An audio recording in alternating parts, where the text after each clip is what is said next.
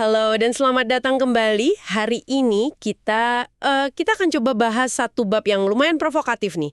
Ini dari materi yang Anda berikan, bab 13 buku Goliath's Curse, judulnya Fear the Rise. Atau ya, takuti kebangkitan. Nah, pembahasan kita kali ini bakal menantang anggapan umum nih.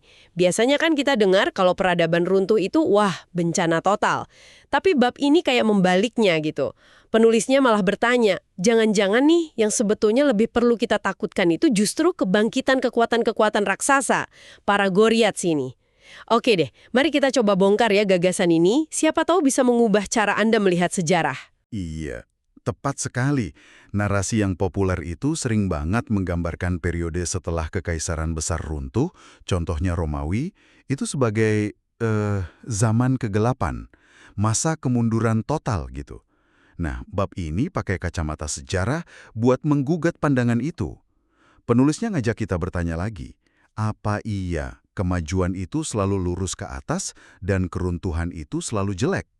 Yang menarik di sini tuh, bagaimana analisis sejarah yang lebih dalam bisa mengungkap pola-pola yang, ya, mungkin bertentangan sama intuisi kita.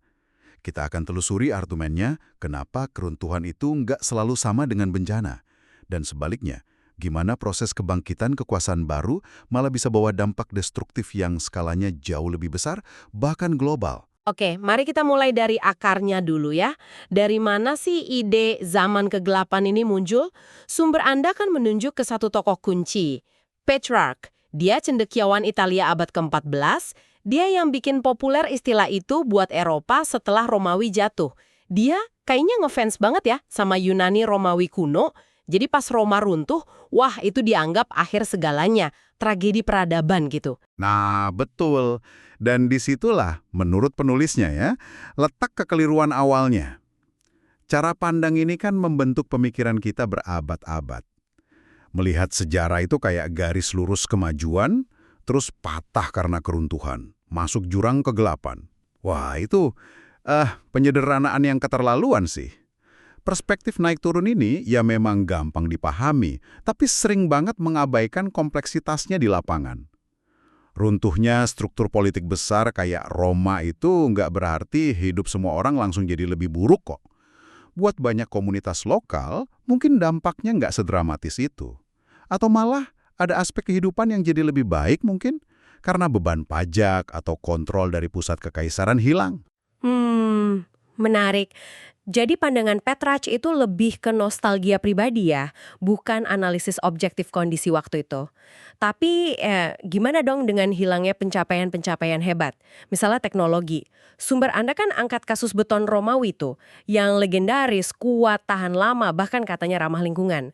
Resepnya hilang ratusan tahun setelah Roma runtuh, baru sekarang kita bisa niru lagi. Atau sistem sanitasi canggih peradaban lembah Indus yang juga lenyap. Bukannya itu bukti nyata kemunduran? Itu contoh yang bagus banget buat gambarin hilangnya teknologi spesifik.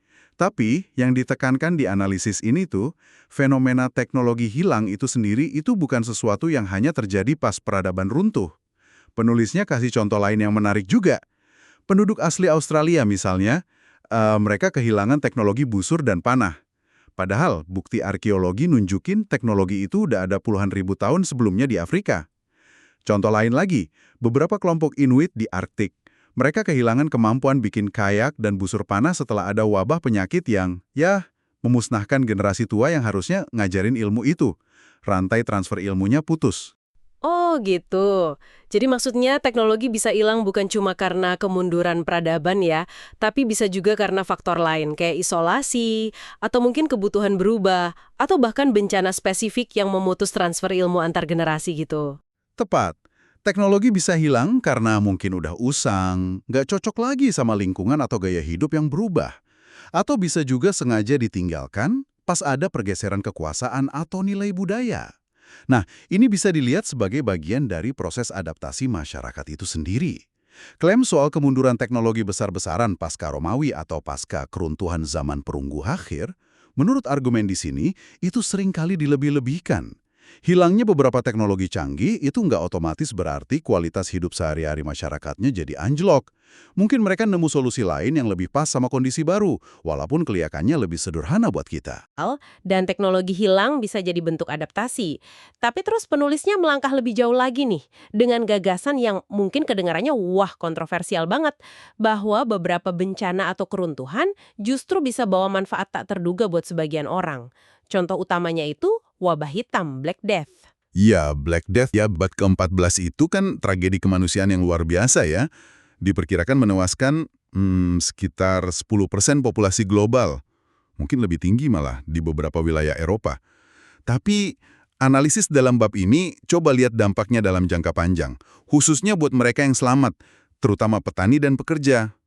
Dengan jumlah penduduk yang turun drastis, tenaga kerja jadi langka, jadi berharga. Artinya posisi tawar mereka jadi lebih kuat gitu. Benar sekali. Sumber ini menunjukkan bahwa di banyak wilayah Eropa setelah wabah hitam, upah real para pekerja itu cenderung naik. Akses ke tanah juga jadi lebih gampang. Secara umum, ada indikasi perbaikan standar hidup, nutrisi, kesehatan buat kalangan bawah yang selamat. Ya karena tekanan populasi ke sumber daya jadi berkurang, wabah ini dengan cara yang mengerikan dan nggak disengaja ya, bertindak kayak semacam penyeimbang hebat, great leveler gitu, merombak struktur sosial ekonomi yang tadinya kaku. Tentu ini bukan berarti wabahnya sendiri itu hal baik ya, aduh jauh dari itu. Tapi konsekuensi jangka panjangnya buat sebagian orang ternyata nggak seburuk yang dibayangkan. Ide bahwa bencana sebesar itu bisa punya sisi positif memang agak sulit dicerna ya. Tapi argumen soal pergeseran kekuatan ekonomi bagi penyintas itu masuk akal juga sih. Terus gimana ini nyambungnya sama kejatuhan Kekaisaran Romawi Barat? Yang kejadiannya kan jauh sebelumnya. Apa ada pola yang mirip? Ada benang merahnya. Kejatuhan Romawi Barat itu juga nggak langsung bikin dunia jadi gelap semua gitu. Salah satu dampak paling penting itu ya fragmentasi politik. Kekaisaran tunggal yang kuasai sebagian besar Eropa kan hilang. Terus digantikan sama ya mosaik kekuatan-kekuatan politik yang lebih kecil. Kerajaan, kepangeranan, kota-kota merdeka. Nggak ada lagi satu pusat kekuasaan yang dominan banget. Dan fragmentasi ini bukannya bikin mandek total, malah justru memicu dinamika baru. Kayak gimana tuh? Persis. Karena nggak ada satu penguasa tunggal, jadinya muncul kondisi persaingan terus-menerus antar kekuatan Eropa ini. Mereka saling rebut pengaruh, wilayah, sumber daya. Nah, persaingan militer yang sengit ini mendorong inovasi terus di teknologi senjata dan strategi perang. Tapi yang lebih penting lagi, kebutuhan buat danain perang yang nggak ada habisnya itu mendorong inovasi di bidang keuangan. Inovasi keuangan maksudnya kayak gimana ya? Ya, kita lihat munculnya konsep-konsep kayak bank sentral, utang negara yang terstruktur, dan yang penting banget nih, perusahaan saham gabungan joint stock companies. Perusahaan kayak gini kan bisa kumpulin modal skala besar dari banyak investor buat danain proyek-proyek berisiko tinggi dan jangka panjang. Contohnya ya ekspedisi dagang dan penaklukan ke seberang lautan. Jadi, apa artinya semua ini kalau kita tarik garis besarnya? Artinya, ada semacam ironi sejarah yang coba diungkap penulis. Kejatuhan Goliat pertama, yaitu Roma, yang sering dianggap bencana itu, justru secara nggak langsung menciptakan kondisi fragmentasi politik dan persaingan sengit yang mendorong lahirnya inovasi kunci, terutama finansial dan militer. Dan inovasi inilah yang beberapa abad kemudian jadi tulang punggung buat kebangkitan Goliat-Goliat baru, kekuatan kolonial Eropa, kayak Spanyol, Portugal, Belanda, Inggris. Jadi keruntuhan satu kekaisaran secara tak terduga malah nyiapin panggung buat munculnya kekaisaran-kekaisaran lain yang cakupannya jauh lebih global.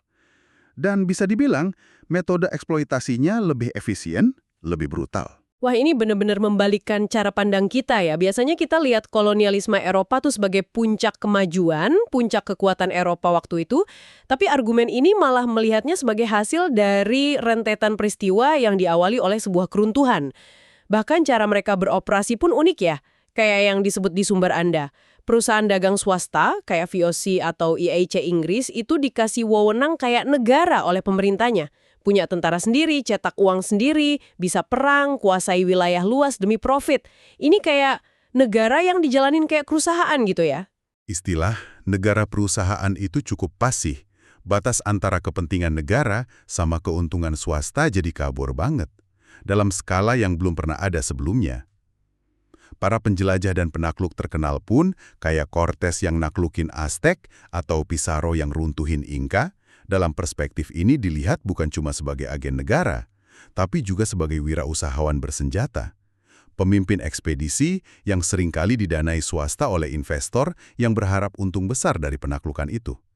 Ini model ekspansi yang beda banget dari kekaisaran sebelumnya. Dan ini semua akhirnya membawa kita ke argumen inti dari bab Fear the Rise ya, tentang fenomena yang disebut penulis sebagai global decimation, pembantaian global. Maksudnya apa tuh? Pembantaian global itu merujuk pada peristiwa-peristiwa yang sangat langka dalam sejarah manusia, di mana sebagian besar dari total populasi dunia itu musnah dalam waktu yang relatif singkat.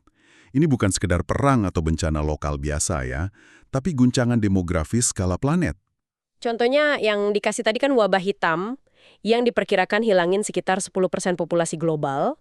Terus satu lagi, Contoh kedua, dan yang dampaknya mungkin lebih besar ya dalam jangka panjang, itu dampak kedatangan bangsa Eropa di benua Amerika, mulai abad ke-15. Itu kombinasi antara penyakit dunia lama, kayak cacar, campak, yang dibawa penjajah. Nah, penduduk asli Amerika kan nggak punya kekebalan tuh. Ditambah kekerasan, perbudakan, penghancuran sistem sosial ekonomi lokal, itu diperkirakan udah musnahin sekitar 90% populasi asli benua itu dalam beberapa abad. Kalau dihitung sebagai persentase dari total populasi global waktu itu, angka kematian ini juga mencapai sekitar 10-11%, sama besarnya kayak wabah hitam. wow, dua peristiwa yang melenyapkan sekitar 1/10 umat manusia di masanya masing-masing. Skalanya mengerikan banget. Dan apa poin kunci penulis soal penyebabnya? Nah, poin kuncinya ini. Kedua peristiwa pembantaian global terbesar dalam sejarah yang tercatat ini itu bukan disebabkan oleh keruntuhan peradaban yang udah mapan. Justru sebaliknya, wabah hitam itu nyebar lewat jaringan perdagangan global yang lagi berkembang pesat waktu itu. Dan pemusnahan populasi Amerika itu konsekuensi langsung dari tindakan dan penyakit yang dibawa oleh kekaisaran-kekaisaran Eropa yang sedang bangkit, yang lagi berekspansi, mengonsolidasikan kekuasaan mereka di panggung global. Jadi bukan kehancuran yang menyebabkan pembantaian massal, tapi justru pembangunan kekaisaran baru. Begitu. Argumennya begitu ya. Penulis mengamati bahwa kekejaman terorganisir dalam skala masif, kayak genosida atau pembersihan etnis, itu cenderung merupakan proyek yang dilakukan oleh negara atau struktur kekuasaan besar yang terpusat, para Goliat ini. Contoh lain yang disebut itu genosida bangsa Zhonghar oleh Kekaisaran Qing di Tiongkok abad ke-18 yang musnahin satu bangsa nomaden saingan mereka. Sebaliknya, proses keruntuhan negara atau kekaisaran itu sendiri, ya meskipun seringkali kacau dan penuh kekerasan lokal, jarang jadi penyebab langsung pemusnahan populasi dalam skala sebesar pembantaian global tadi. Ini kan memunculkan pertanyaan mendasar ya, mana yang secara historis lebih destruktif buat kemanusiaan secara keseluruhan? Proses keruntuhan atau justru proses kebangkitan dan ekspansi kekuasaan raksasa? Kalau gitu kesimpulan dari penelusuran bab ini benar-benar menjungkir balikan narasi umum ya. Cerita standar soal zaman kegelapan setelah keruntuhan kekaisaran besar itu ternyata perlu dilihat dengan sangat kritis. Analisis di sumber Anda nunjukin kalau keruntuhan itu bisa jadi cuma bagian dari siklus adaptasi dan kadang malah bawa perbaikan kondisi buat sebagian orang, terutama rakyat kecil. Ironisnya, justru kejatuhan satu Goliat, yaitu Roma, malah memicu rentetan peristiwa fragmentasi, persaingan, inovasi yang akhirnya lahirin Goliat baru, kekuatan kolonial Eropa itu, yang dampaknya terbukti jauh lebih mematikan dalam skala global. Persis, itulah inti dari judul babnya. Fear the Rise, takuti kebangkitan. Penulis ngajak kita buat geser fokus ketakutan kita. Selama ini kita mungkin terlalu fokus sama momok keruntuhan peradaban, kehancuran struktur yang ada. Tapi mungkin yang seharusnya lebih kita waspadai adalah proses kebangkitan dan konsolidasi struktur kekuasaan yang sangat besar, terpusat, ambisius, dan cenderung ekstraktif. Sejarah, setidaknya seperti yang dipaparkan di bab ini ya, menunjukkan bahwa fase ekspansi dan pemaksaan kehendak oleh para Goliat seringkali ninggalin jejak kehancuran yang jauh lebih dalam dan luas daripada fase keruntuhan mereka. Ini benar-benar perspektif yang kuat ya untuk direnungkan kalau kita terima pola sejarah yang diidentifikasi di sumber ini bahwa kebangkitan kekuasaan terpusat yang masif seringkali bawa bencana kemanusiaan lebih besar daripada keruntuhannya. Terus gimana kita seharusnya mandang dunia saat ini? Gimana kita menilai dorongan konstan untuk pertumbuhan tanpa batas, sentralisasi kekuasaan yang makin meningkat, baik di tangan korporasi raksasa multinasional maupun negara-negara adidaya? Apakah kita ini sedang menuju kemajuan sejati atau jangan-jangan tanpa sadar kita lagi bangun Goliat-Goliat baru yang potensinya buat bikin pembantaian mungkin nggak harus fisik ya, bisa jadi ekologis atau sosial justru lebih besar dari sebelumnya. Apa kita belajar dari sejarah atau kita cuma ngulanginnya aja dengan baju yang beda? Pertanyaan penting itu untuk Anda bawa pulang dan pikirkan lebih lanjut. Terima kasih sudah menyimak pembahasan mendalam kita kali ini. Sampai jumpa.